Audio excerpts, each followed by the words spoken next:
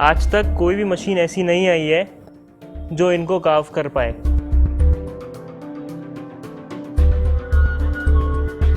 Colours का देखें तो स्टार्टिंग में पहले नेचुरल कलर काम आते थे। ब्लॉक प्रिंटिंग के अंदर हमारे खुद के डिज़ाइंस होते हैं, हमारे खुद के कलर कॉम्बिनेशन होते हैं, हम सैम्पलिंग करते हैं। It is different from screen printing because it is handwork. Jaipur is one of the ancient city for this printing. यहाँ पे लगभग 800 से 1000 फैक्ट्रीज़ हैं जिसमें 7 से 8 लाख लोग हैं जो इस काम पे डिपेंडेंट है। मैं एक छिपा समाज से में पैदा हुआ हूँ। छिपा समाज में छपाई करने वाला, पैतृक छपाई करने वाले परिवार से जिस जाति को छिपा कहते हैं उसमें पैदा हुआ हूँ। सन 325 साल पहले जयपुर में मेरे परदादा करीब 8 जनरेशन पहले वो छपाई करते थे। पुराने ज़माने में छपाई अलग प्रकार की होती थी कि हाथ का बना हुआ कपड़ा हो और प्योर वेजिटेबल कलर हो, प्योर पानी हो, उससे कलर बनाते थे, उससे छपाई करते थे। सब काम हाथ से करते थे। पुराने ज़माने में आसानी से कलर मिल जाता था, साफ पानी मिलता था, किसी प्रकार की कठिनाई नहीं होती थी। तो जब मैं धंधा करता था, मेरे पिताजी के पिताजी करते आ रहे हैं। ये तीतान वाला मेरा सरनेम इसलिए है कि मेरे 5 जनरेशन पहले मेरे बाबा का नाम तीतान बाबा था, तो मैं तीतान वाला सरनेम लगाता हूँ। वैसे मेरी जात छिपा है। छिपा मीन्स छपाई करने वाले। और जब से जयपुर बसा है, 325-28 साल पहले जयपुर बसा है, तो मेरे परदादा जिनके हाथों से बनी हुई चीज़ें जो रामनिवास गार्डन संग्रहालय में लगी हुई है, आज भी अल्बर्ट हॉल में है। पहले तो कुछ डिज़ाइन लिमिटेड थी। अच्छा। 10-20 डिज़ाइनें थी जो हफ्ते के अंदर एक बार बेचने के लिए उनको जयपुर जाया करते थे। वो माल एक हफ्ते में एक बार तैयार होता था और हफ्ते में एक बार जा कर के बेचा करते थे। रजिस्टर्ड डिज़ाइनें थे, 10-20 डिज़ाइन ज़्यादा से ज़्यादा। कम से कम उसके छापने वाले तो उन्हीं डिज़ाइनों को छापने वाले हमारे यहाँ करीबन 100 परिवार थे ऐसे। पुराने ज़माने में रुई भी अच्छी पैदा होती थी और पानी बढ़िया था और हाथ के काम करने वाले उस रुई से अपना धागा बनाते थे और धागा बना करके वो कोली समाज होता था। कोली मीन्स बुनकर वो धागा बुनाते थे और कपड़ा बनाते थे। वो छोटे विड्थ की रेजी बनाते थे, छोटे विड्थ की, जो अपने घर में ही अपने हिसाब से जैसी उनको लूम चाहिए वैसी लकड़ी से काट पीट के लूम बना करके ताना बाना लगा करके अपने हाथों से बना करके वो चीज़ के कपड़ा बनाते थे। वो कपड़ा 8 गज 10 गज का कपड़ा होता था और करीब 60 सेंटीमीटर 50 सेंटीमीटर पुराने ज़माने में गज चलती थी, तो आधा गज पौन गज के विड्थ के वो बनाते थे और उसमें रेजी बनाते थे। रेजी का मतलब मोटा कपड़ा, क्योंकि पुराने ज़माने में आदमी मोटा खाता था और मोटा पहनता था, उसको किसी प्रकार की परेशानी नहीं थी। तो वो जैसा धागा अपने हाथों से बन गया वैसा ही धागा बना करके उसी हाथों से जैसा कपड़ा बन गया वैसा हाथ से बनाते थे। मोटा पतला धागा जरूर आता है, वीविंग मिस्टेक जरूर आता है, वो भी एक्सेप्ट होता था। तो पुराने ज़माने में मिल नहीं थी, धागा बनाने की मशीनें नहीं थी, पर धीरे धीरे वो काम बंद होता रहा और फिर धीरे धीरे मशीन से धागा बनने लग गया। जयपुर में छोटी चौपड़ पर रूप चतुर्भुज जी के मंदिर में हर शनिवार को हाट बाजार बगरू हाथी वाला चतुर्भुज जी भगवान का मंदिर है और मंदिर के ऊपर छत पर ही हटवाड़ा लगता था। उस मंदिर के बाद 2 सफ़ेद हाथी हैं, हाथी का है छोटी चौपड़ पर। वहाँ पर हर शनिवार को प्रत्येक शनिवार को बहुत बड़ा छत है, मंदिर की छत है। उस छत के ऊपर जयपुर के एक साइड में बैठते थे, बगरू के एक साइड में बैठते थे, काला डेरा के अलग बैठते थे, बस। तो वो होता था, वहाँ पर कस्टमर आते थे और वो कपड़ा लेते थे।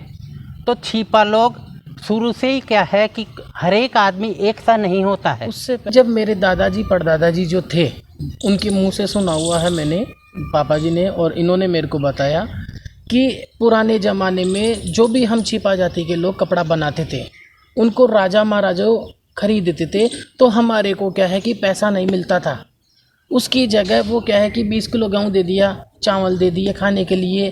तो उस ज़माने में खर्चे नहीं थे ज़्यादा, तो एक अंगोछा बना लिया तो यहाँ रखने के लिए किसी को पसंद आया लिया, तो वो उठा करके भाई आपके परिवार में कितने लोग हैं कि हम 5 लोग हैं, तो ये लो 20 किलो का। बॉर्डर वाला जो सन 1800 मतलब 300 साल पहले क्या है कि पुराने ज़माने के अंदर अंगोछा बना लेते थे। एक अंगोछा बना लिया, न लाइट का खर्चा था, न बिजली का खर्चा था, न ईंधन का खर्चा था, न मोबाइल अट्टम सट्टम इनका कुछ भी खर्चा नहीं था, खाली खाने का था।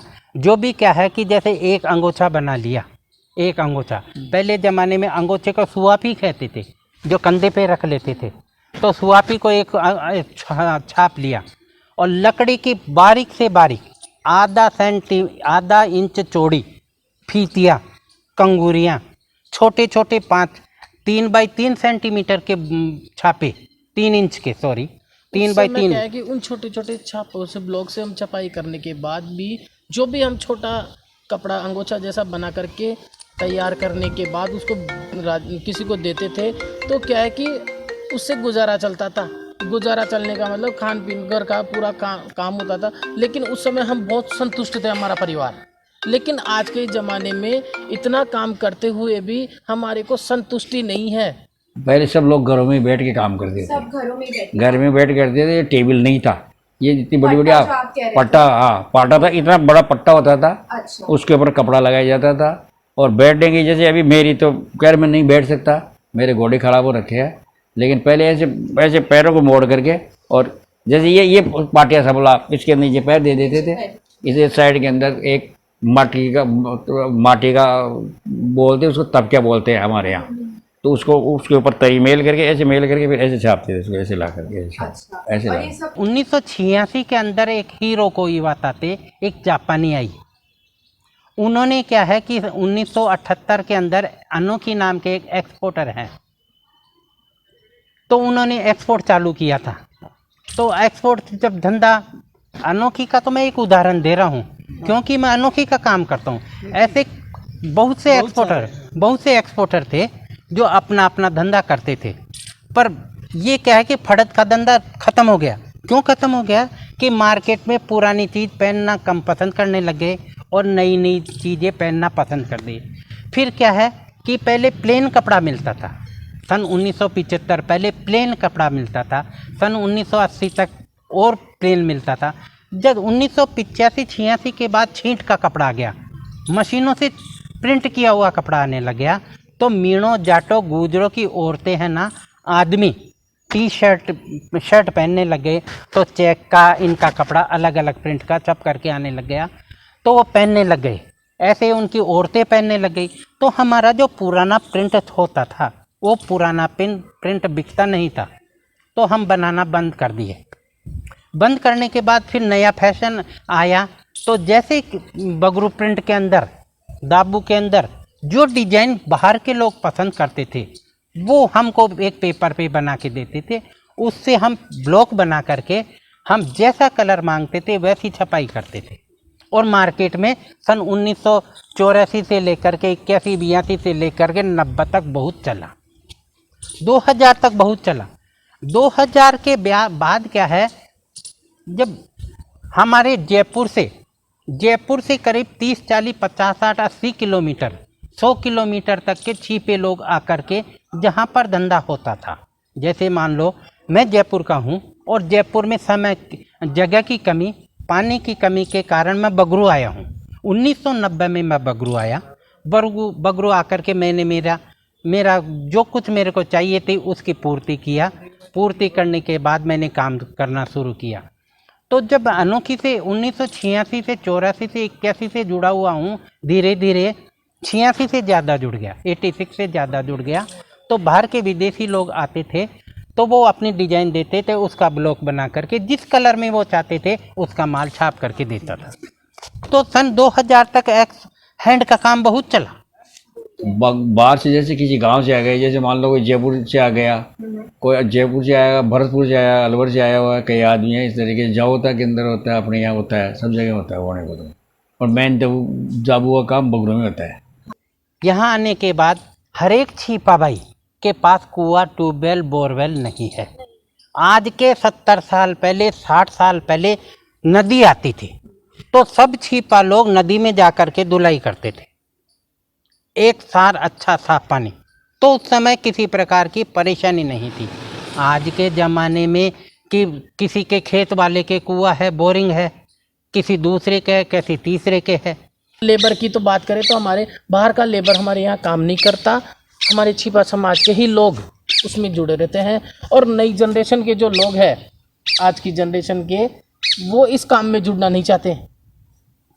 वो ये जुड़ना नहीं चाहते क्योंकि वो बोलते हैं, जैसे मेरे बेटे हैं, मेरी बेटियां हैं, वो कहती है पापा आप तो सुबह से शाम तक हाथ गंदे रहते हैं, आप धूप में रहते हैं, आप ठंडे पानी गर्म पानी में जाते हो, आप वो दूसरा काम करो, ये गंदा काम है। तो लेकिन मेरे को बहुत अच्छा लगता है, मेरा खानदानी काम करने का मन बहुत अच्छा लगता है मेरे को, मैं बहुत संतुष्ट हूँ इसमें।